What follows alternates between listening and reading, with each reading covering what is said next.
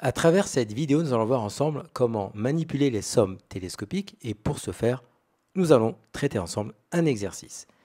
Donc, l'exercice en question, c'est pour tout entier naturel non nul, calculons A égale la somme des i allant de 1 à n des 1 sur i moins la somme des i allant de 1 à n des 1 sur i plus 1. Donc avant de traiter l'exemple en utilisant les sommes télescopiques, nous allons voir la méthode qui est simple dans cette situation-là, mais à éviter afin d'être rigoureux. Donc, ça consiste en quoi? Eh bien, on a deux sommes et on va exprimer chacune des sommes en fonction de n.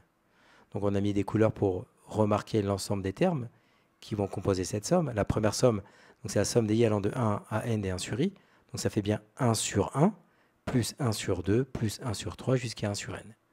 Moins la deuxième somme, i allant de 1 à n des 1 sur i plus 1. Donc quand i vaut 1, ça fait 1 plus 1 au dénominateur, donc ça fait 1 demi, plus 1 tiers, plus 1 sur n, plus 1 sur n plus 1. Ensuite, on remarque qu'on va pouvoir retrancher des termes de la première somme à celle de la deuxième somme. Donc on a mis ici des couleurs pour faciliter le calcul. Donc on avait 1 demi dans la première somme, nous avons bien moins 1 demi dans la deuxième. Nous avions 1 tiers dans la première, nous avons bien moins 1 tiers dans la deuxième, et ainsi de suite. Et donc qu'est-ce qu'on remarque? On remarque qu'in fine, il va nous rester le premier terme de la somme, donc de la première somme, donc 1, et il va rester le dernier terme de la dernière somme, qui est 1 sur n plus 1, mais il y a le moins devant, donc ça nous fait moins 1 sur n plus 1. Donc ça, bien entendu, ça est testé, là c'est extrêmement simple, mais l'objectif de la vidéo, c'est de comprendre les sommes télescopiques. Donc on va le traiter maintenant à l'aide des sommes télescopiques, parce que dans d'autres vidéos qu'on traitera, par exemple sur les formules du binôme de Newton, eh bien on aura besoin de ces notions-là sur des exemples beaucoup plus compliqués. Donc maintenant, on va voir ensemble comment manipuler cette fois-ci les sommes télescopiques. Donc en fait ici, tout simplement, on va introduire un changement de variable. L'idée, c'est, nous avons une première somme, i, et la première somme va de i allant de 1 à n des 1 sur i. La deuxième somme, i allant de 1 à n des 1 sur i plus 1.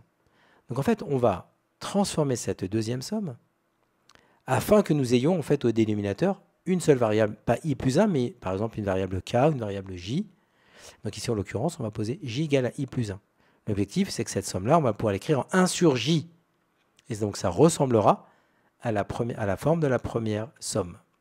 Donc lorsque j est égal à i plus 1, on pose j est égal à i plus 1. Lorsque i est égal à 1, eh bien j est égal à i plus 1, donc ça nous fera 1 plus 1, donc j sera égal à 2.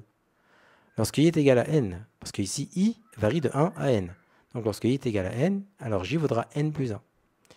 Et donc, cette deuxième somme, on ne touche pas à la première, i allant de 1 à n et 1 sur i, moins la deuxième somme, cette fois-ci, c'est j est égal à 2 à n plus 1 des 1 sur j.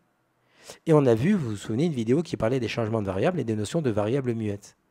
Ici, on dit que les variables sont muettes, c'est-à-dire qu'en fait, la somme j allant de 2 à n plus 1 des 1 sur j, on peut l'écrire sous la forme i, avec la variable i allant de 2 à n plus 1 des 1 sur i. Parce qu'ici, on a mis, regardez, la somme que nous avions trouvée, la deuxième somme, on a ici détaillé l'ensemble de ces termes.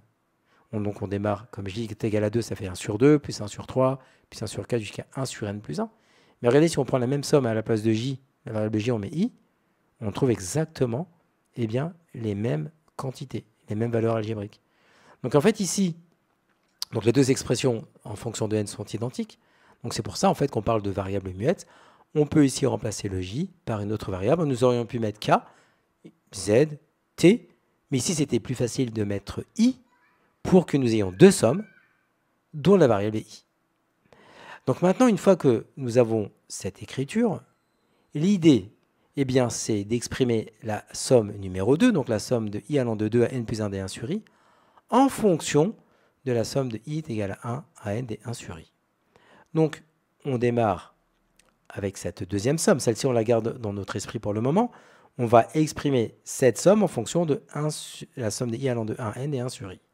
Donc, on commence par décomposer notre somme. Donc, comme i allant de 2 à n plus 1, eh bien ici, on va avoir 2, 1 sur 2, plus 1 sur 3, plus 1 sur 4, jusqu'à 1 sur n plus 1.